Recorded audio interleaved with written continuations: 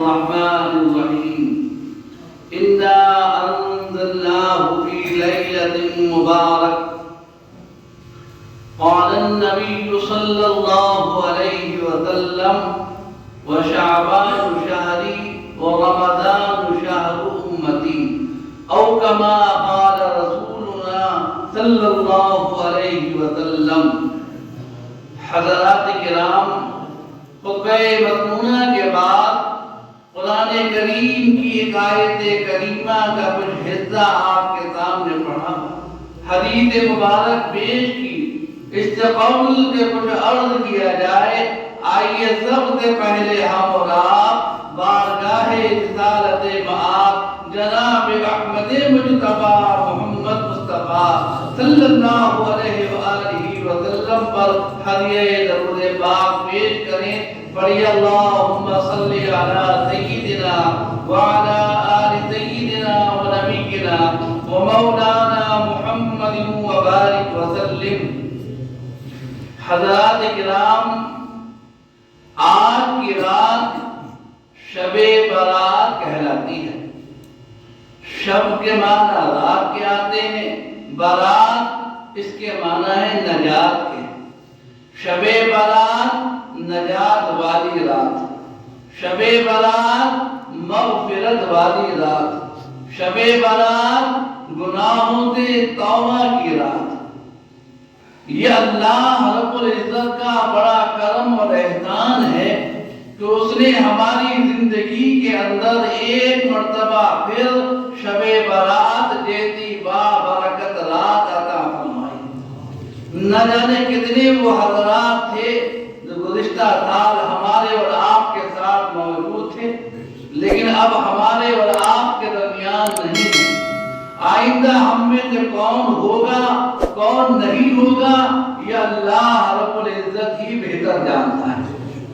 بہرحال اللہ رب العزت ہمارے مرحومین کی مغفرت فرمائے، اور جو حضرات موجود ہیں پروردگار عالم انہیں صراط مستقیم کو پر قائم فرمائے.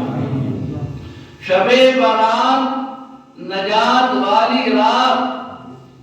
سیدہ عائشہ صدیقہ رضی اللہ تعالیٰ عنہا فرماتی ہیں کہ اللہ کے رسول علیہ السلام میرے حجرے میں آرام فرماتے.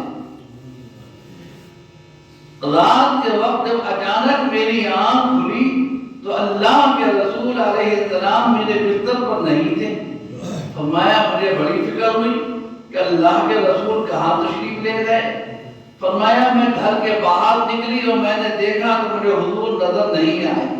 فرمایا چلتے چلتے میں جنت البقیع کے قبرستان میں پہنچ گئی. جب میں جنت البقیع کے قبرستان میں گئی تو دیکھا آقا دو جہاں صلی اللہ علیہ وآلہ وسلم وہاں تشریف فرما.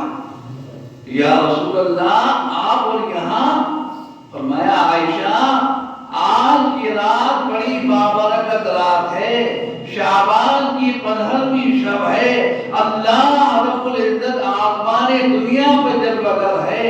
پروردگار عالم پکار رہا ہے کوئی میرا بندہ مجھ سے گناہوں کی معافی مانگنے والا کہ میں اس کے گناہوں کو معاف کر دوں؟ ہے کوئی میرا بندہ مجھ سے اولاد کا طالب میں اسے اولاد عطا فرما دوں؟ ہے کوئی میرا بندہ مجھ سے رزق مانگنے والا کہ میں اسے رزق عطا کر دوں؟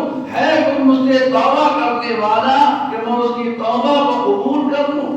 حضور علیہ السلام فرماتے ہیں کہ شعبان کی 15ویں شب جیسے ہی شروع ہوتی ہے غروب آفتاب سے لے کر صبح صادق تک یہ آوازیں آتی رہتی ہیں. اور خوش نصیب ہے وہ حضرات جو اس رات اہتمام کرتے ہیں، جاگتے ہیں، اللہ سے توبہ استغفار کرتے ہیں، گناہوں کی معافی مانگتے ہیں. اللہ رب العزت ان کی توبہ کو بھی قبول فرماتا ہے، ان کے گناہوں کو بھی معاف فرماتا ہے. وہ اللہ سے رزق مانگتے ہیں، اللہ انہیں رزق بھی عطا فرماتا ہے. وہ اللہ سے اولادیں مانگتے ہیں، اللہ انہیں اولادیں بھی عطا فرماتا ہے. آج کی رات مانگنے کی رات ہے. آج کی رات بارگاہ خداوندی میں حاضر ہونے کی رات ہے. اور ایسے حاضر ہو جاؤ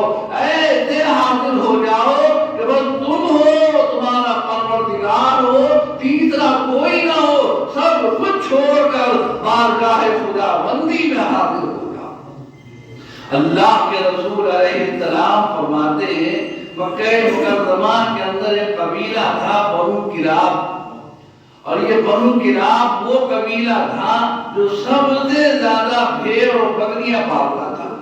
عرب کے اندر یہ قبیلہ مشہور ہو چکا تھا، اتنی بھیڑ اور بکریاں پالا کرتا تھا کہ بنو کلاب کے نام سے یہ قبیلہ مشہور ہو گیا۔ تو اللہ کے رسول علیہ السلام فرماتے ہیں کہ بنو کلاب کی بھیڑ اور بکریوں کو اتنے بال بھی نہیں ہوں گے جتنے اللہ رب العزت آج کے رات اپنے بندوں کے گناہوں کو خطاؤں کو معاف فرماتا ہے۔ یہ وہ رات اور بابرکت رات ہے، اس لیے اس رات کا اہتمام کیا گیا، اور اللہ کے رسول علیہ السلام کا عمل بتا رہا ہے کہ آج کی رات آپ جنت البقیع کے قبرستان میں تشریف لے گئے۔ معلوم ہوا کہ قبرستان میں جانا بھی سنت ہے اور قبرستان میں جا کر دعائیں کرنا بھی سنت ہے، اس لیے کہ اپنے مرحومین کی دعائیں مغفرت کرنا یہ ہمارے بزرگوں کا طریقہ ہے، ہمیں بتایا گیا ہے۔ وہ تمہارے مرحومین جو تمہارے منتظر ہیں، تم وہاں جاؤ، کچھ ان کے لیے پڑھو، ایثار ثواب کرو، اللہ سے دعا کرو کہ اللہ ہمارے مرحومین کی بھی مغفرت فرما اور انہیں اس عالم کے اندر ترقی درجات عطا فرما۔ یہ رات بڑی بابرکت رات، کیا معلوم پروردگار عالم کو کون سا عمل پسند آ جائے، کون سا عمل قبول ہو جائے، وہ تو نقطۂ نواز ہے۔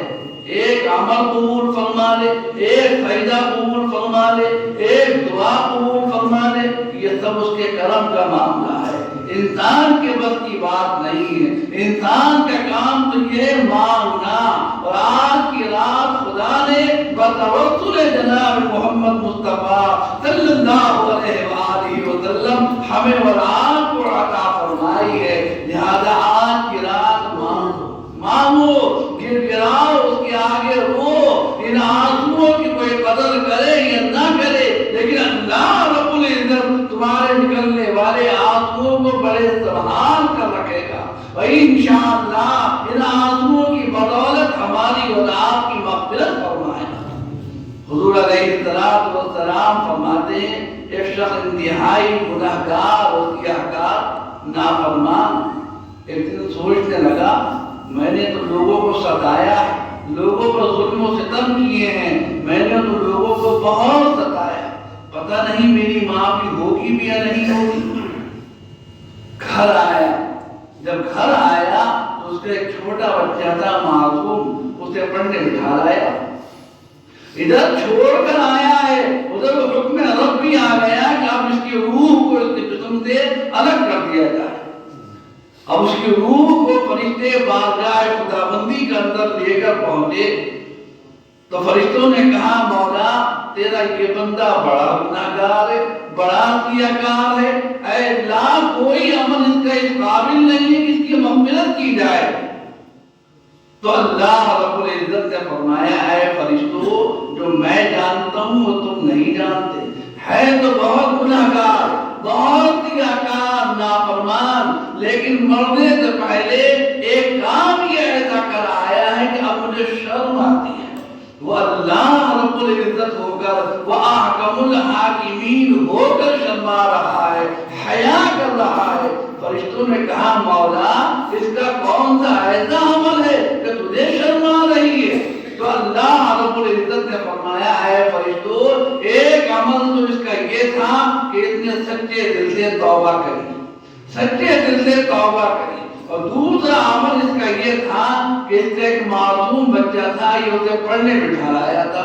آج وہ معصوم بچہ اپنی معصومی زبان سے پہلا سبق پڑھ رہا ہے، بسم اللہ الرحمن الرحیم، بسم اللہ الرحمن الرحیم، شروع کرتا ہوں میں اللہ کے نام سے جو نہایت مہربان رحم و کرم کرنے والا ہے۔ اے فرشتوں اس کا معصوم بچہ معصومی زبان سے مجھے رحمان اور رحیم پکارے اور پھر میں کسی کو عذاب دوں، یہ میری شان نہیں، یہ میری شان نہیں ہے۔ اے فرشتوں لے جاؤ میرے اس بندے کی مغفرت فرما۔ وہ نقطۂ نواز کب کون سا عمل قبول فرما لے، کون سا سجدہ قبول فرما لے، کس وقت کی دعا قبول فرما لے، یہ ہم اور آپ نہیں جانتے۔ ہمارا کام مانگنا ہے، ہمارا کام سوال کرنا ہے، دینے والی ذات اللہ کی ہے۔ اور بھائی جو کچھ بھی مانگا کرو واسطہ جناب محمد مصطفیٰ صلی اللہ علیہ وآلہ وسلم کو سامنے رکھ کر مانگا کرو، اس لیے کہ ہمارے اعمال میں اس قابل نہیں ہے کہ اللہ ہمارے اوپر کرم فرما دے، لیکن جب واسطہ پیش کیا جاتا ہے تمام واسطوں کے اندر جو سب سے اعلیٰ اور سب سے افضل واسطہ ہے واسطہ جناب محمد مصطفیٰ صلی اللہ علیہ وآلہ وسلم، تو اللہ رب العزت ان دعاؤں کو بڑی جلدی قبول فرما دیتا ہے۔ اس لیے تو ہمارے بزرگوں نے فرمایا کہ اپنی محفلوں میں اپنے ذکر میں درود پاک ضرور پڑھا کرو، اس لیے کہ درود پاک وہ عمل ہے، وہ عبادت ہے۔ ہو سکتا ہے کہ نماز قبول نہ ہو سکتا ہے کہ روزے قبول نہ ہو سکتا ہے قرآن کریم کی تلاوت قبول نہ ہو سکتا ہے کوئی اور عمل قبول نہ ہو، لیکن درود پاک وہ عمل ہے، وہ عبادت ہے کہ جو قبول ہونا ہی ہونا ہے۔ اللہ رب العزت اس عمل کو درود پاک کو قبول فرماتا ہی ہے، کیوں؟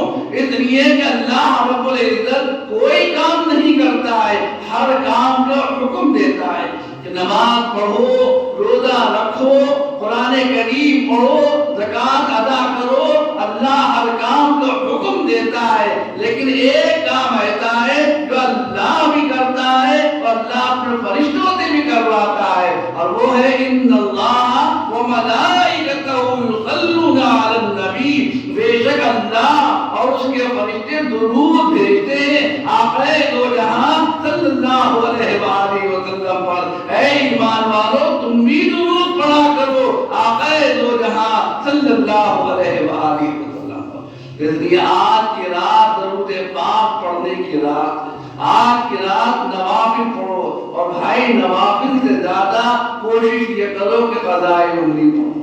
جو نمازیں قضا ہو گئی ہیں ان نمازوں کے قضا ادا کرنے کی کوشش کرو۔ سب ایک دم نہیں کر سکتے تو ہمارے بزرگوں نے اس کا طریقہ یہ بتایا ہے کہ جب نماز پڑھنے کے لیے آؤ، ہر نماز کے بعد اگر ظہر میں آئے ہو اور وقت تمہارے پاس ہے تو پہلے ظہر کی قضائے عمری کی نیت ادا کر کے وہ پڑھ لو، بعد تو فرض ادا کر لو، یا بعد میں پڑھ لو۔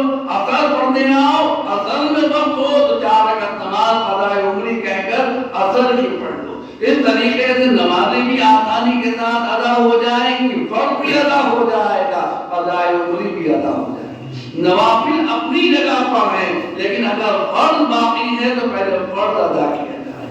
اسی طریقے سے آج کی رات قرآن کریم پڑھو، قرآن کریم پڑھو، بڑی بابرکت رات، بڑی مبارک رات ہے۔ اللہ رب العزت نے تمہیں یہ رات عطا فرمائی، ہم اور آپ خوش نصیب ہیں۔ اس رات کے اندر گھروں کو آباد کریں، گھروں کے اندر ذکر کریں، لیکن اس بات کا ہمیشہ خیال رکھیں خالی اسی رات جاگ لینا، اسی رات میں عبادت کر لینا اور یہ سمجھ لینا کہ بس آج ہی کی رات اللہ نے بنائی ہے، ایسا نہیں ہے۔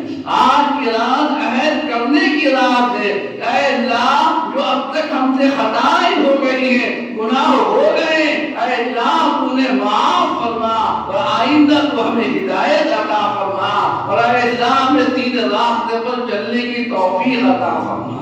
یہ رات اللہ نے آپ کو اس لیے عطا فرمائی، کہیں ایسا نہ ہو کہ آج کی رات کو ہم جاگ لیں تو صبح کو فجر کی نماز میں سوتے ہوں، تو بھائی ایسی عبادت خدا کو پسند نہیں ہے۔ عبادت وہ ہو کہ جو کہ جسم پر بھی گرا نہ گزرے اور بھائی خدا کے یہاں بھی قبول ہو جائے۔ لہذا نوافل بھی پڑھیں، قرآن کریم بھی پڑھیں، اور اس کے ساتھ ساتھ حقوق اللہ اور حقوق اللہ کے ساتھ ساتھ حقوق العباد کا خاص خیال رکھیں۔ آپ کے اوپر آپ کے بندوں کے حقوق ہیں، آپ کے اوپر آپ کے والدین کے حقوق ہیں، آپ کے اوپر آپ کی اولاد کے حقوق ہیں، شوہر کے اوپر بیوی کے حق اور بیوی کے اوپر شوہر کا حق رکھا گیا، آپ کو وہ بھی ادا کرنا ہے۔ اس بات کا بھی خیال رکھیں۔ اور اللہ کے رسول علیہ السلام فرما رہے ہیں حقوق اللہ، نماز، روزہ، حج اور زکات یہ اللہ کے حقوق ہیں، اللہ معاف فرما دے گا۔ لیکن حقوق العباد، کسی بندے کو کسی بندے کا حق آ رہا ہے تو اللہ معاف نہیں کرے گا جب تک کہ بندہ معاف نہیں کرے گا۔ اس بات کا بھی خیال رکھیں۔ اس لیے صوفیاء کرام اس بات کا بہت خیال رکھتے تھے اور فرماتے تھے کہ کسی کی دل آزاری نہ ہو جائے، اس بات کا ہمیشہ خیال رکھنا۔ اور بزرگوں نے فرمایا ہے ایک دل کا راضی کرنا 1000 کعبے بنانے سے افضل ہے۔ ایک دل کا راضی کرنا 1000 کعبے بنانے سے افضل ہے۔ ہم 1000 نمازیں پڑھ لیں، 1000 سجدے کر لیں، اگر کسی کا دل دکھا دیا ہے تو خدا کے یہاں ایسا عمل قبول نہیں ہوتا ہے۔ لہذا اپنے دلوں کو سنبھالو، حسد سے، بغض سے، کینے سے، عداوت سے، نفرتوں سے، یہ دل کی بیماریاں ہیں، جو روحانی بیماریاں جو تمہاری ترقی کو روک دیتی ہیں، ان کو دور کر کے اس دل کے اندر اللہ کی محبت، اللہ کے رسول علیہ السلام کی محبت، وہ اللہ کے ولیوں کی محبت کو دل کے اندر بٹھا لو، دل کو پاک اور صاف کرو، اور جہاں تک ممکن ہو دوسروں کی خدمت کرو۔ اللہ رب العزت کے یہاں یہ عبادت مخلوق خدا کے اندر بہترین عمل ہے، اللہ اس عمل کو بہت پسند فرماتا ہے۔ لہذا دلوں کا بہت خیال رکھیں۔ لوگ اس بات کی طرف توجہ نہیں دیتے، لیکن خانقاہوں کے اندر اس بات کا بڑا خیال رکھا جاتا ہے۔ دل جوڑے جاتے ہیں، دل توڑے نہیں جاتے۔ صوفیاء کرام نے ہمیشہ دلوں کو جوڑنا سکھایا، توڑنا نہیں سکھایا۔ ہمارا کام بھی یہی ہے، ہم بھی بزرگوں سے وابستہ ہیں، ان کے نقش قدم پر چلنے والے ہیں۔ ہمارا طریقہ بھی یہی ہونا چاہیے کہ ہم دلوں کو جوڑیں۔ توڑنا کام کسی اور کا ہوگا، ہمارا کام جوڑنا ہے۔ ہمارے بزرگوں نے جوڑنا سکھایا ہے۔ آج یہ جوڑنے کا ہی تو نتیجہ ہے، یہ مدرسے، یہ خانقاہیں، یہ اذانیں، یہ نمازیں، یہ آج ہم اور آپ اس ملک کے اندر امن کے ساتھ سانسیں لے رہے ہیں، یہ ہمارے بزرگوں کا وسیلہ ہے، ان کی محنتیں جو انہوں نے ٹوٹے ہوئے دلوں کو جوڑا ہے، یہی وجہ ہے کہ ہم اور آپ یہاں پر رہ رہے ہیں۔ ورنہ تو بھائی آپ دیکھ رہو کیا حالت ہو رہی ہے۔ لہذا دلوں کو جوڑنا سیکھیے، برداشت اپنے اندر پیدا کریے، صبر اپنے اندر پیدا کریے، جہاں تک ہو اللہ کی رضا کے لیے کام کریے۔ اللہ رب العزت اس عمل کو بہت پسند فرماتا ہے، چاہے تھوڑا ہو، مختصر ہو، لیکن کوشش یہ کریں کہ جو کام بھی ہو وہ اللہ کی رضا کے لیے۔ بظاہر یہ محفل تھوڑی دیر کی ہے، بڑی بابرکت، بڑی مقدس رات ہے، اس رات کے اندر یہ محفل ہے، تھوڑی دیر کی محفل ختم ہو جانے والی ہے، لیکن یہ دیکھو کہ یہ محفل ہے کتنی مبارک، کتنی بابرکت محفل ہے۔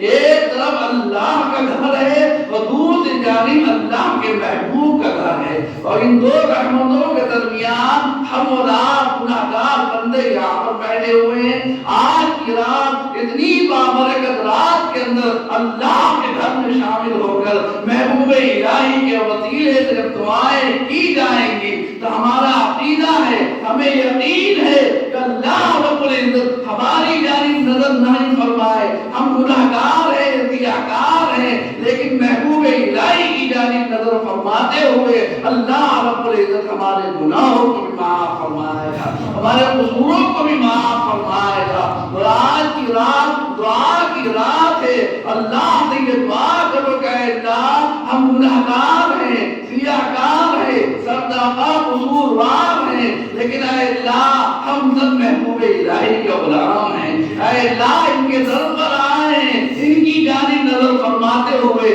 ان کے وسیلے سے ہماری عبادتوں کو قبول فرما، ہمارے ذکر کو قبول فرما، ہمارے فکر کو قبول فرما، ہمارے عشق کو قبول فرما، ہماری جانی عبادات، ہماری مالی عبادات کو اپنی بارگاہ میں قبول فرما، اور ہماری نیتوں کو درست فرما، اور اے اللہ اپنی رضا عطا فرما دے، رضائے جناب محمد مصطفیٰ عطا فرما، اور اپنے خاص بندوں کی سچی عقیدت، سچی محبت ہمیں عطا فرما۔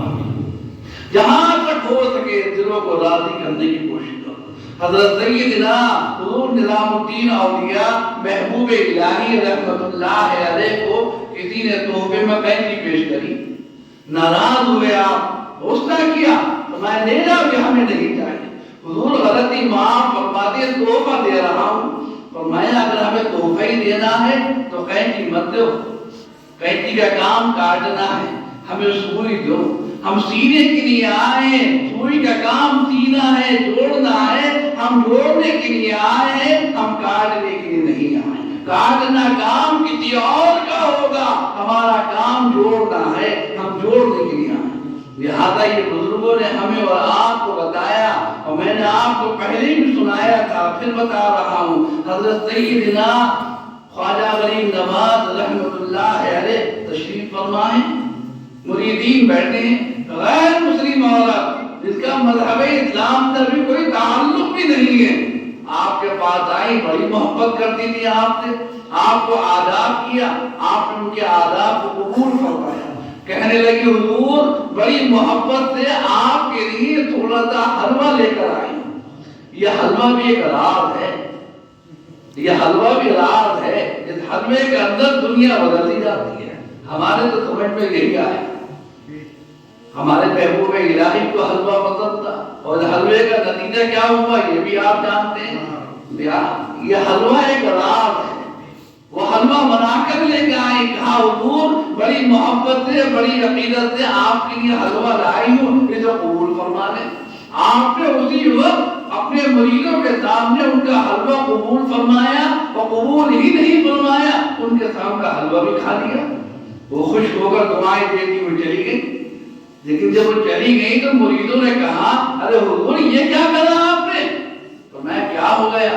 ارے حضور یہ کیا کر دیا آپ نے؟ فرمایا بھائی بتاؤ تو کیا ہو گیا؟ ارے حضور آج آپ کا نفلی روزہ تھا، آپ نے روزہ توڑ دیا، آپ نے روزہ توڑ دیا اور حلوہ کھا لیا۔ تو حضور غریب نواز رحمت اللہ علیہ مسکرائے اور فرمایا بھائی روزہ ہی تو توڑا ہے، روزہ ہی تو توڑا ہے، روزے کی قضا تو میں کل کو بھی کر لوں گا، لیکن اگر اس عورت کا دل ٹوٹ جاتا تو اس کی قضا میں کہاں سے کرتا۔ یہ پیغام دیا جا رہا ہے، دلوں کو جوڑنا سکھایا جا رہا ہے، لہذا دلوں کو جوڑو، دلوں سے حسد کو نکالو، بغض کو نکال دو۔ آج کی رات عہد کر کے جاؤ کہ اللہ دلوں سے ساری بیماریاں دور کر رہے ہیں، مولا تو اپنی محبت عطا فرما۔ دینے والی ذات اللہ کی ہے، اللہ رب العزت سے مانگو، حسد کرنے سے کچھ نہیں ہوگا، تمہاری نیکیاں بھی جلا دی جائے گی، ختم کر دی جائے گی۔ اللہ سے یہ دعا کرو کہ اللہ تو نے اس کی عمارت بنوائی ہے، تو میری بھی بنوانے والا ہے، اے اللہ تو اسے بھی عطا کرنے والا ہے، تو مجھے بھی عطا کرنے والا ہے، اے اللہ تو نے اسے عطا فرمایا ہے، تو مجھے بھی عطا فرما۔ اللہ اس کو بھی دینے والا ہے، اللہ تمہیں بھی دینے والا ہے۔ کسی کی کوئی چیز دیکھو تو فرمایا فوراً یہ کہا کرو ماشاءاللہ سبحان اللہ۔ کیوں کہا گیا؟ اس لیے کہا گیا کہ جب تم یہ کہو گے تو اللہ کی تعریف بیان کرو گے، اللہ کو اپنی تعریف پسند ہے۔ کیا معلوم کس وقت کا ماشاءاللہ قبول ہو جائے، کس وقت کا سبحان اللہ قبول ہو جائے اور پھر آباد ہو جائے۔ نہ جانے کتنے وہ حضرات تھے جو یہاں پر جھاڑو مارنے کو فخر سمجھتے تھے۔ یہاں بہت سارے ایسے اللہ کے بندے تھے، روتے تھے، گڑگڑاتے تھے، جھاڑویں مارتے تھے، دعائیں کرتے تھے، حضرت دعا کو قبول فرما لیجیے، حضرت دعا قبول فرما لیجیے، حضرت ہماری اولاد کو نواز دیجیے۔ اللہ کے کرم سے حضرت کے وسیلے سے وہ دعائیں قبول ہو گئی، اللہ نے اولادوں کو ترقی عطا فرما دی، شاندار عمارتیں بن گئی۔ اب وہ ان کی اولادیں کہہ رہی ہیں یہ سب بیکار ہے، سب شرک ہے، سب بدعت ہے، تم کیا کر رہے ہو؟ ارے بھائی تمہارے ماں باپ نے یہاں خدمتیں کر کر کے، بزرگوں کی یہاں ناک رگڑ رگڑ کے، اپنے پرکھوں سے یہاں کی صفائی کو انہوں نے اپنی لیے سعادت مندی سمجھا ہے اور یہاں خدمتیں کری ہیں۔ آج حضرت کے وسیلے سے اللہ نے تمہیں عطا فرمایا، اب تمہیں شرک و بدعت نظر آنے لگا۔ تو بھائی پھر کیا ہوگا؟ اور جب ان کی نگاہ پھر گئی تو یہ سمجھ لو کہ دنیا کے اندر بھی پھٹکار پڑ جائے گی اور آخرت کے اندر بھی کوئی پہنچانے حال نہیں ہوگا۔ اللہ والوں کی پکڑ بڑی کر رہی ہے، بڑی کر لی ہے۔ اللہ رب العزت کے کسی محبوب کو، کسی ولی کو، کسی دوست کو اگر برا کہو گے تو اللہ کے رسول علیہ السلام فرما رہے ہیں، اللہ یہ فرما رہا ہے میں اس سے اعلان جنگ کرتا ہوں، اور جس سے اللہ اعلان جنگ کرے اس کا کوئی ٹھکانہ نہیں ہے۔ ابھی شہر کا کریکٹر کہہ دے فلاں صاحب کا میں دشمن ہوں، بتاؤ شہر میں رہ سکتا ہے؟ نہیں رہتا۔ اور جس سے اللہ ہی کہہ دے میں اعلان جنگ کر رہا ہوں، تو اس لیے بھائی اللہ والے ہیں، یہ اللہ کے محبوب ہیں۔ بھائی یہاں آ کر بہت سوچ سمجھ کے قدم رکھا کرو، یہ محبوب الہی کا دربار ہے، یہ تو بڑے رحم دل ہیں، بڑے رحم دل ہیں، اور یہ کرم ہے حضور حافظ شاہ جواد اللہ صاحب رحمت اللہ علیہ کا۔ یہ تو جنگلوں پر رہتے تھے، بیابان پسند کرتے تھے، آبادی بھی پسند نہیں تھی۔ یہ تو ان کا کرم ہے کہ وہ بیابانوں سے نکال کر آبادی میں ہمارے لیے محبوب الہی کو لے کر آ گئے۔ لہذا قدر کیا کرو، اللہ کا شکر ادا کیا کرو، اللہ نے تمہیں رام پور والوں محبوب الہی کی شکل میں غوث اعظم عطا فرما دی۔ شکر ادا کیا کرو اللہ کا، تم یہاں حاضری دو گے، حقیقت کے اندر تمہیں وہی ثواب ملے گا، وہی لطف آئے گا، وہی مزہ آئے گا جو دربار غوث اعظم کے اندر آ رہا ہے۔ اس لیے کہ یہ شبیہ غوث اعظم ہے، یہاں آ کر تو دیکھو، یہاں عقیدت کے ساتھ محبت کے ساتھ حاضر ہو کر تو دیکھو، تمہیں سکون کہیں نہیں ملے گا۔ اگر سکون ملے گا تو محبوب الہی کے دربار میں ملے گا۔ بیٹھ کر دیکھ لو، بیٹھ کر دیکھ لو، جا کر دیکھ لو، لوگ سکون کی دوائیں کھا رہے ہیں، سکون کے خاطر پہاڑوں کا سفر کر رہے ہیں، پیسہ برباد کر رہے ہیں، لیکن سکون کہیں نہیں ملے گا۔ اگر سکون ملے گا تو محبوب الہی کے آستانے میں ملے گا۔ جا کر دیکھ لو، آنکھیں بند کر کے بیٹھ جاؤ، کتنے ہی پریشان آ جاؤ، کتنے ہی مشکل میں آ جاؤ، پر تھوڑی دیر کے لیے آنکھیں بند کر کے محبوب الہی کے آستانے میں بیٹھ جاؤ، ایسا محسوس ہوتا ہے کہ محبوب الہی خود اپنے دست کرم سے ہمارے سینے پر ہاتھ پھیر رہے ہیں، سر پر ہاتھ رکھ رہے ہیں اور کہہ رہے ہیں کہ گھبرانے کی ضرورت نہیں ہے، میں ہوں۔ تو یہ مزہ آتا ہے، یہ سکون ملتا ہے۔ ذرا آ کر تو دیکھو، ذرا آ کر تو دیکھو، بیٹھ کر تو دیکھو، یہ سکون کہاں سے آ گیا ان کے آستانوں میں، کہاں سے آ گیا؟ اس لیے آ گیا کہ یہ خدا کے ہو گئے تو خدا بھی ان کا ہو گیا، اور جب خدا ان کا ہو گیا تو کائنات ان کی ہو گئی۔ لیکن اس کے لیے پہلے فنا فی الشیخ ہونا پڑتا ہے، پہلے فنا فی الشیخ ہونا پڑتا ہے۔ جب فنا فی الشیخ ہو جاتا ہے، اور بھائی فنا فی الشیخ کا مطلب یہ ہوتا ہے اپنے مرشد گرامی کی ذات میں فنا ہو جانا، اور ایسے ہو جانا، ایسے ہو جانا کہ بس پیر اور مرید دونوں ہی ایسی نظر آ جائیں۔ اور جب اللہ یہ کمال پیدا فرما دیتا ہے تو پھر پیر و مرشد فرماتے ہیں کہ میرا دل یہ چاہتا ہے کہ اگر میں کسی کا مرید ہوتا تو درگاہی کا مرید ہوتا۔ یہ مرتبہ تب ملتا ہے، اور پھر پیر و مرشد فرماتے ہیں میرے درگاہی کا مقام اللہ کے یہاں ایسا ہے کہ جیسے ستاروں کے انجمن میں مہتاب کا مقام ہوتا ہے۔ پھر یہ جملے نکلتے ہیں پیر و مرشد کی ذات سے، اور جب فنا فی الشیخ ہو جاتا ہے تو اللہ رب العزت منزل عطا فرماتا ہے فنا فی الرسول کی، اور جب فنا فی الرسول ہو جاتا ہے، رسول پاک علیہ السلام کی ذات میں فنا ہو جاتا ہے، تو ایسا فنا ہو جاتا ہے کہ حدیث پاک کے اندر آتا ہے کہ رسول پاک علیہ السلام ساتھ میں جا رہے ہیں، اور ساتھ میں سیدنا ابو بکر صدیق رضی اللہ تعالیٰ عنہ۔ لوگ دھوکہ کھا رہے ہیں، لوگوں کو یقین نہیں آ رہا ہے کہ ابو بکر کون سے ہیں، محمد رسول اللہ کون سے ہیں، دونوں ایک نظر آ رہے ہیں، لیکن سیدنا ابو بکر صدیق سمجھ گئے کہ لوگ دھوکہ کھا رہے ہیں، لوگ مجھے محمد رسول اللہ سمجھ رہے ہیں۔ جلدی سے چادر نکالی اور چادر نکال کر بظاہر پردہ کرا، دھوپ روکنے کی کوشش کری، بتا یہ رہے تھے اے لوگوں دھوکہ مت کھا جانا، اے لوگوں دھوکہ مت کھا جانا، آقا آقا ہوتے ہیں، غلام غلام ہوتا ہے۔ تو اللہ رب العزت یہ مقام عطا فرماتا ہے جب فنا فی الرسول ہو جاتا ہے تو اللہ مقام عطا فرماتا ہے فنا فی اللہ کا، اور جب فنا فی اللہ ہو جاتا ہے تو اللہ مقام عطا فرماتا ہے باقی باللہ کا۔ اب چاہے دنیا میں رہے یا نہ رہے اس کا نام بھی باقی رہتا ہے، اللہ اس کے چاہنے والے بھی پیدا فرما دیتا ہے، اور اللہ رب العزت تمہارے دلوں کے اندر ان کی محبت پیدا فرما دیتا ہے۔ تم سب کچھ چھوڑ کر ان کے دربار میں بھاگے چلے آتے ہو، اس لیے آتے ہو کہ یہ فنا باللہ ہو کر اب یہ باقی باللہ ہو گئے۔ حضرت سیدنا ایک واقعہ اور سنا دوں، اپنی بات ختم کر رہا ہوں۔ درود شریف پڑھی، اللہم صلی علی سیدنا وعلی آل سیدنا و نبینا و مولانا محمد مبارک وسلم۔ حضرت سیدنا خواجہ باسم اللہ صاحب رحمۃ اللہ علیہ سلسلہ نقشبندیہ کے ہمارے ملک ہندوستان کے اندر آپ بانی ہیں، اور حضرت امام ربانی مجدد اقتداری رحمۃ اللہ علیہ کے آپ بھی مرشد ہیں سلسلہ نقشبندیہ کے اندر۔ آپ کی خانقاہ کے اندر کچھ مہمان آ گئے، رات کا وقت تھا، آپ نے اپنے باورچی کو بلایا اور کہا بھائی ہمارے یہاں مہمان آ گئے، ان کا کھانے پینے کا اہتمام کرو۔ باورچی بھی بڑا سمجھدار تھا، ایک زمانے سے دیکھ رہا تھا حضرت کو، مگر کبھی اسے موقع نہیں ملتا تھا کہ میں حضرت سے کچھ کہہ سکوں، اسے بھی موقع مل گیا۔ اس نے کہا حضرت مہمان آپ کے ہیں، جس قابل و حاضر و خدمت کروں گا، لیکن حضرت شرط یہ ہے کہ جو میں مانگوں گا مجھے عطا فرمائیں گا۔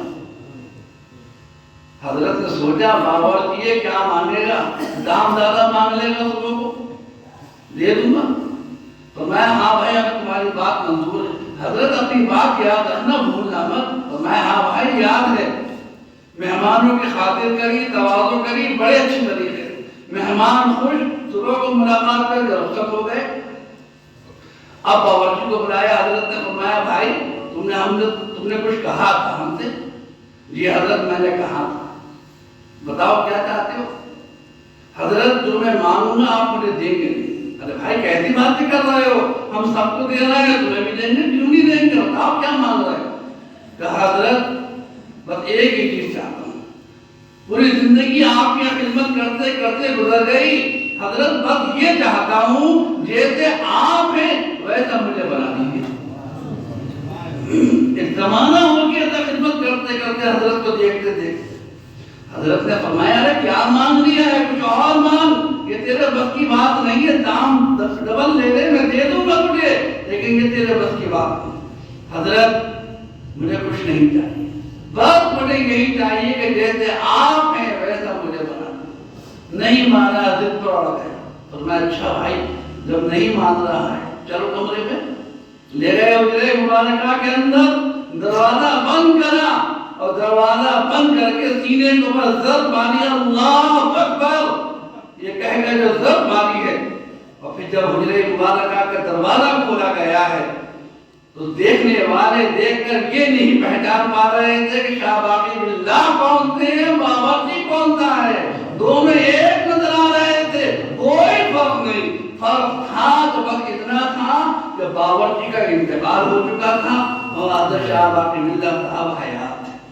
تو یہ اللہ والے ہیں، یہ خاندان خدا ہیں، یہاں آؤ تو بڑے سوچ سمجھ کر مانگا کرو، اس بات کا بھی خیال رکھا کرو یہ ادب کا مقام ہے، یہ ادب کا مقام ہے۔ سلسلہ نقشبندیہ کے بزرگ ہیں، بہت بڑے بزرگ، اللہ نے تمہیں مجھے عطا فرما دیے، اللہ کا شکر ادا کیا کرو، اللہ کی ہر ہر نعمت پر شکر گزاری کیا کرو، اللہ رب العزت کی نعمتوں پر شکر گزاری کرو گے، لئن شکرتم لازیدنکم، تم اللہ کی نعمتوں پر شکر گزاری کرو گے اللہ تمہاری نعمتوں میں اضافہ کرے گا، اور اگر نافرمانی کرو گے تو اللہ رب العزت کے یہاں پکڑ بہت سخت ہے۔